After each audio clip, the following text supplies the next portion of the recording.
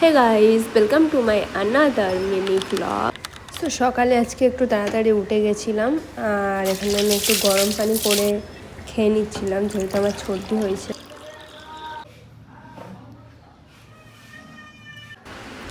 তো আমি এখানে পানিটা খেয়ে নিচ্ছিলাম, গরম পানি।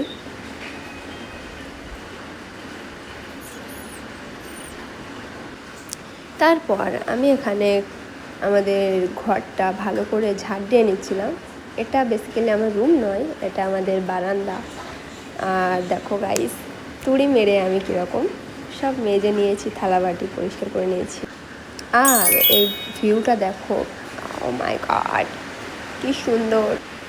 আমাদের এই বারান্দা থেকে আমাদের এই পুকুর পাড়টা আর তার সঙ্গে সবুজ গাছপালা, কিন্তু খুব সুন্দর লাগে আমার এই ভিউটা। फ्रेंड, अब मैं गैस साफ करूँगी, तो चले साथ में साफ करने। क्या आपने कभी अपना घर की गैस साफ की है? तो बताना कैसा लगता है साफ करने में। তো এখানে আমি একটু হিন্দি বলছিলাম, তো আমি অত ভালো পারি না হিন্দি বলতে। দেন তারপর আমি আমাদের গ্যাসটা সাফ করে নিয়েছি, আর গ্যাস পরিষ্কার করে আমি এখানে একটু দুপুরের জন্য রান্না করছিলাম।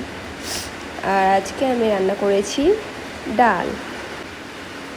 তো প্রথমে আমি সব পেঁয়াজ ঝাল মশলা দিয়ে একটু লঙ্কার গুঁড়ো আর তার সঙ্গে একটু মশলা ম্যাজিক দিয়েছিলাম, একটু হলদি দিয়ে লাল লাল হয়ে গেলে এখানে ভালো করে লাল করে নিয়ে তারপরে একটু নুন দিয়েছি, দিয়ে এখানে আমি এবার ডালগুলো সব ঢেলে দিয়েছি, দিয়ে ফ্রাই করে নিয়েছি আর একটু বসা বসা করে নিয়েছি।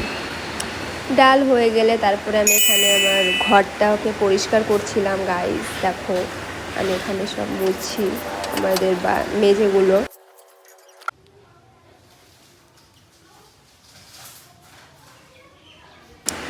তো রুমগুলো তো হয়ে গেছে, এবার আমার বারান্দাটাকে পুছতে হবে। আমাদের বারান্দা যেহেতু অনেক লম্বা, তো একটু টাইম লাগে পুছতে। আর এখানে আমি ক্যামেরা সেট করছিলাম, কিন্তু ক্যামেরাটা সেটই হয়নি।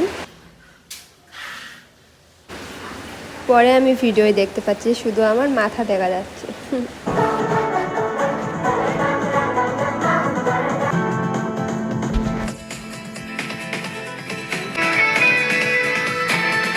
সো আমি এখানে ফ্রেশ হওয়ার পরে একটু গান বলছিলাম আর কি, যাতে মনটা ভালো হয় মুডটা।